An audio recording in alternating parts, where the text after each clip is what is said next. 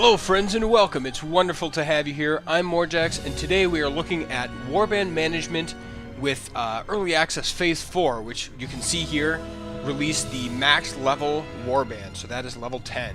So the way that I want to do these videos, I'm going to have 4 different parts, one for each warband.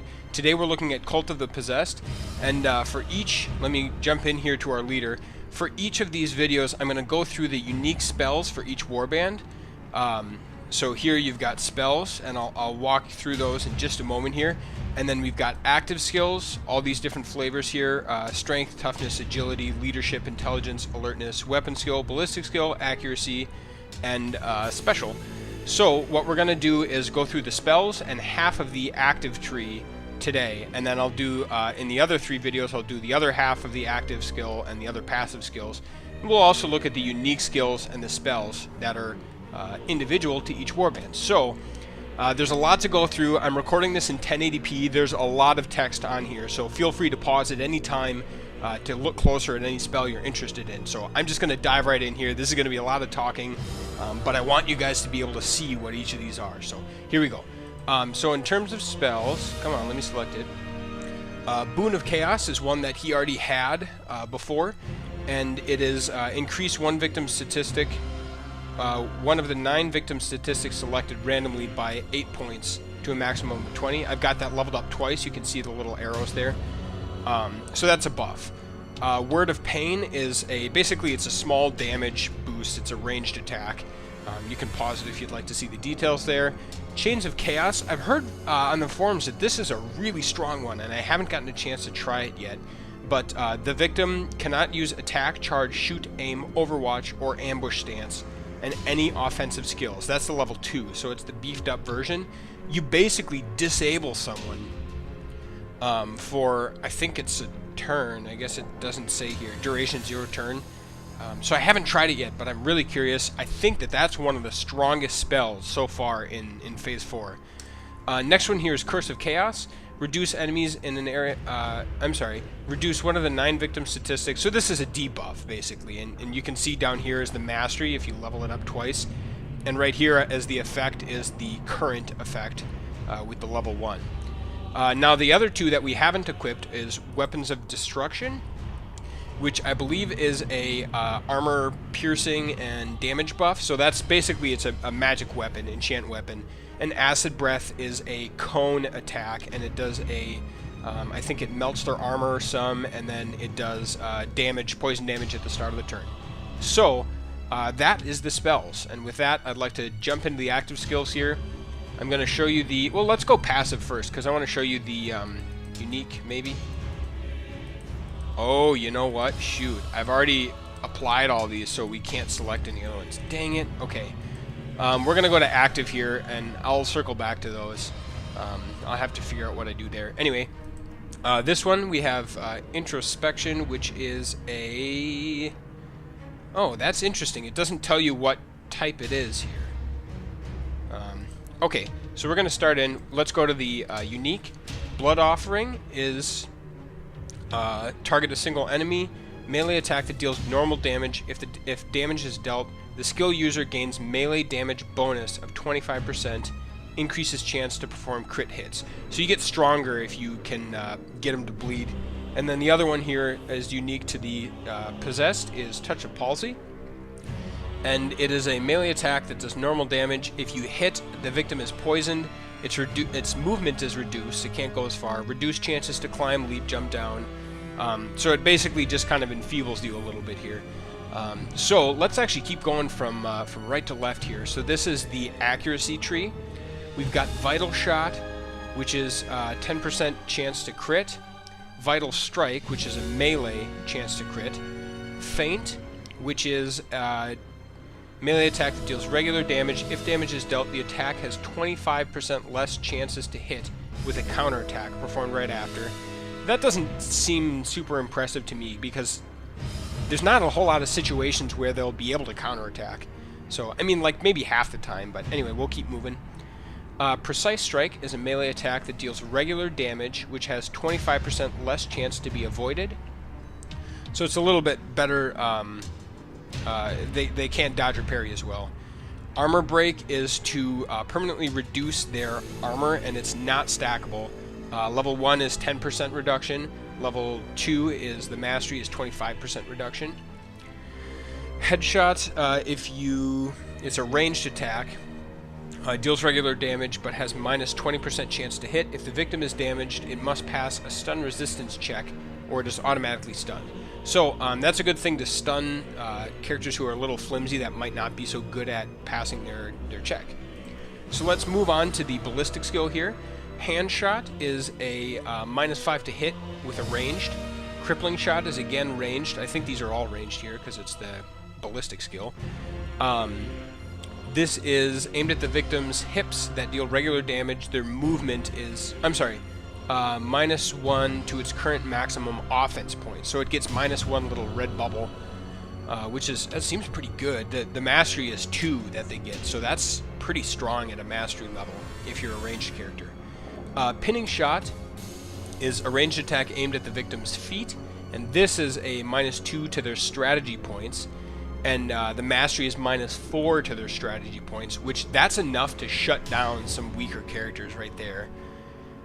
Entrenched, pardon me, there's a lot of talking. Entrenched, the warrior takes a stance which ends his turn. The warrior will shoot the next enemy that passes in range with a -10% chance to hit, so it's an Overwatch, but it's modified. The warrior will also be ready to dodge the next melee attack with an extra 5% chances. So it's an Overwatch, but you're also a little bit defending against, 5% bonus is not much, but it's something if you get attacked when you're melee attacked when you're trying to Overwatch. So nerve shot here is a ranged attack aimed at the victim's torso that deals regular damage. If the victim is damaged, parry or web of steel stances are broken and are blocked. And mastery also affects dodge stance and sidestep. So that basically shuts down whatever stance they're working on. So that's good from a ranged perspective if you can shut down their stance and then have someone else come in and attack. And actually, one thing I'd like to mention here before we move on to the next, this specialty, it looks like a little snowflake, that's unique to each warband, and the spells are also unique to each warband. But all of these other ones, the strength, toughness, agility, leadership, intelligence, alertness, weapon skill, ballistic skill, and accuracy are identical between all the different warbands. So to me, they feel pretty dang similar right now. Of course, each warband has their own strengths and weaknesses, but there's just so much in common right now that you could really pick one warband or the other and make them almost identical with their skills. So anyway, enough on that. We'll go on to the weapon skill tree. So combat focus increases the next chance to hit by 5%. The next action must be a melee skill, and it is not stackable. And the mastery is an extra 5% for 10% total. Jaw strike, this makes their spells go wrong, more likely to go wrong. You basically sock them in the mouth, and there you go. Defensive stance here. And of course, like I said, if you want to pause at any point to take a closer look, you should be able to read it all in 720 or 1080p. I encourage you to do that if any of these pique your interest, so you can see what the little nuts and bolts are here. Defensive stance gives an extra 5% melee resistance. That's straight up and separate from your dodge or your parry stance. So hamstring is -1 to its maximum strategy points, not stackable. The mastery is 2. So this is the kind of thing where between hamstring and the ranged one that does a similar thing, you could shut someone down and make them not able to move or not able to attack if you focus your firepower, focus these special skills. And again, these are all active skills. We'll get to the passive skills in another episode. So Onslaught is the next one here, and this is a warrior will ambush the next enemy that passes close by with a -10% chance to hit and a 50% damage bonus. So I think that's you come out ahead there. The warrior will also be ready to parry the next melee attack with a 5% chance. So this is like a combo. It's maybe not as good as a I'm forgetting what it's called. It's not Overwatch. It's the melee Overwatch. But you also get a little bit of parry mixed in there. So it's sort of a hybrid stance. Web of Steel is the next and the last in the weapon skill tree. Warrior takes a stance which ends his turn. The stance increases the possibility to parry 2 successful melee attacks, requires parrying weapon or a shield, and the mastery is the amount of potential parry attempt increases to 3. So as it is right now, as soon as you parry 1 attack, you're done parrying. But this makes it so you can go 2 or 3 times before your next turn, so pretty neat. Next we are going to the alertness tree. Staggering Blow is our first skill. A melee attack that deals regular damage. The victim, if the victim is damaged, it gains a debuff that reduces initiative by 10, and it is stackable. So you could knock someone to the very back of the list here. This is a melee skill. Stimulus increases the initiative of the ally by 10. So this is not stackable, but the Staggering Blow is stackable. So you could crank someone a little bit ahead. To me, this seems kind of flimsy. It's a 15 meter. The mastery is 20 initiative bonus, 30 meters. So unless it's really tight and you need to get that last guy in, this feels a little underwhelming to me, honestly. Okay, ready stance. Warrior takes a stance which ends his turn. The stance increases initiative by 10. The initiative ladder will be modified accordingly the next round. And I think that this is permanent. It doesn't say that it's only for the next round. It says it increases initiative by 10. And the mastery is double that to 20. Scouts advance. When the skill user is not engaged in melee, he increases the ranged resistance of a target ally by 10%. So you can use your other guys to buff the guy who's going out and going to get shot into a pincushion. May or may not work. Deft stance. The warrior takes a stance which ends his turn. The stance increases ranged resistance by 15%. Mastery is 30%. That again seems pretty specific. I don't feel like that gets a lot of general use. That's just my playstyle, but safe stance. The warrior takes a stance which ends his turn. The stance increases melee and ranged critical resistance by 5%. So this is a crit resistance. Mastery is 15%. Again, somewhat particular in my mind. So this is the last one we'll do here, and then and we'll call it for now. And I'll have to circle back and do some sort of an addendum with these passive skills so that you guys can see what they are, the unique ones for the Cult of the Possessed. So battle plan is our first. This is sort of this is the intelligence tree, and you can see I've maxed out my intelligence for this guy up to 19, just because I'm using him as a spellcaster. But battle plan gives 1 offense point to an ally, and it costs 4 of the, I forget what you call those blue guys, but you pay 4 blue to give an ally 1 red. Study is you pay 3 blue to increase user's parry and dodge chance. So you, oh, I see. After studying an enemy, increase the skill user's parry and dodge chances by 10%. So it improves your resistance against 1 guy. Combat Savvy increases melee resistance of an ally by 10%, can only be used while not engaged in melee combat and not stackable. So that's a 10% damage reduction straight up. The mastery is 20%. So that's pretty good if you don't plan to engage and you're just buffing your own guy, especially if it's like your impressive unit or something like that. It could be pretty powerful. Exploit Position is reduced range resistance of an enemy with the skill user by... Okay, hold on. This is tripping me up. Reduce range resistance of an enemy engaged with the skill user by 10%. Can only be used while not engaged in melee combat. So, I think you make someone more able to be shot at, so take that for what it is. Quick Casting reduces the cost of the next spell by 1 OP, but the chances of casting it are reduced by 30%. The next action taken must be to cast a spell or the effect is lost. Reduces the penalty to 15% for mastery. So, I don't know. If you do a lot of spell casting, that might be handy. It seems kind of risky to me. Wild Casting. This was one that I think this guy might have had, or maybe the Skaven, the Eshin Sorcerer, in the previous early access phases. Increases the warrior's spellcasting chances by 10% for the next spell, but the chances to trigger a... I can't help but read that as Cheech's Curse, is increased by 15%. The next action taken must be a spell or the effect is lost.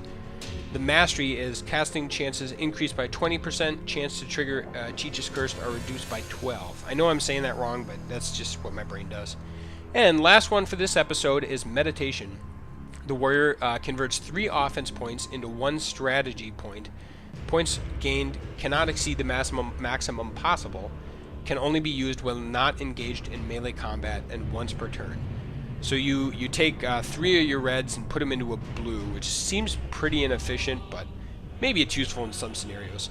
So I'm going to pause the recording for just a moment and see if I can't show you the... I showed you the active skills, but I want to show you the passive skills for Possess. So see you in just a moment. Alright, I've selected another character here, and I think I've got them accessed here. So I'm on the passive skill tree, and we are looking at the Possessed specific passive skills. So the first is Chaos Evolution. Every time the climb, leap, or jump down action is attempted, he has 20% chances to recover 1 strategy point. So that's just a little extra mobility. The mastery is a 20%, or I'm sorry, a 40% chance total, which is pretty good. That's almost half the time. So I mean, if you're moving around a lot, if your focus is mobility, that could be a good choice for you. The next one here is Chaotic Advantage. Every time the dodge stance or parry stance is attempted by the skill user, he has a 20% chance to recover 1 offense point, and the mastery is a 40% chance. So I think where this would help you, I'm not certain, I'm trying to think where you would use this. I'm pretty sure you would use this if you take a, I don't know what it would help you with if it's a dodge stance, but a parry stance, you would have one extra offense point to parry with. So that's one idea. If you have an idea what you could use that for, let me know, because I'm not totally sure what that's useful for. And again, I'm sorry on the pronunciation, but Cheech's warding is increased magic resistance by 5%, and the mastery is 15%. So just sort of a magic resistance, I guess. So I think well, you know what? I'll go through the first 3 of these, and then we'll continue in the other ones, the rest of these stats here. So Strength is for every point, it increases damage dealt with melee weapons by 3%. For every 4 points, carrying capacity increases by 1. Carrying capacity doesn't matter now, but later that'll be a bigger part. I mean, I guess it kind of matters now, but I don't really bother. So Toughness is the next. These are all physical statistics. For every point, increases wounds by 2%, increases stun resistance by 2%, increases poison resistance by 4%. So you'll notice that none of these are a straight value. They're all percentages. So they each level that you put into it is more powerful than the last. You would get 2% squared rather than just 2% of the original. So it is kind of cumulative. Putting a whole lot of points is stronger than putting a couple of points everywhere, depending on what your build is, of course. So the last one, and we're going to call it after this, honest, is Agility.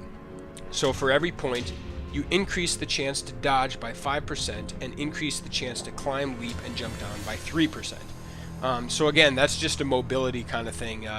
You know, that's not really my play style. I like to have as many hits on the attacks on the table as I can, and try to keep my guys bunched together. So mobility is not a big thing, but if you like to do flanking, maybe that's right up your alley. So next episodes, like I said, this is part 1 of 4. We will continue the other half of the active skill tree. We left off on an intelligence here. And we will go ahead also and look at the mental statistics as well as the unique ones of the next warband. So thank you so much for watching. I hope you enjoyed. If you have any questions on the skills or anything I mentioned, or if I said something wrong, go ahead and leave a comment, because I'm still learning all this. Absolutely, I'm still absorbing all of it, and there's a lot here. And so I want to hear from you guys to help me learn it better. So if you have any questions at all, I'll do my best to answer, and I'd love to kind of talk back and forth about these new skills. I'm really excited. It's kind of taking the drink from the fire hose, but there you have it. So welcome to Phase 4. Welcome to skills and spendable points. So we will see you next episode. Thanks for watching, friends.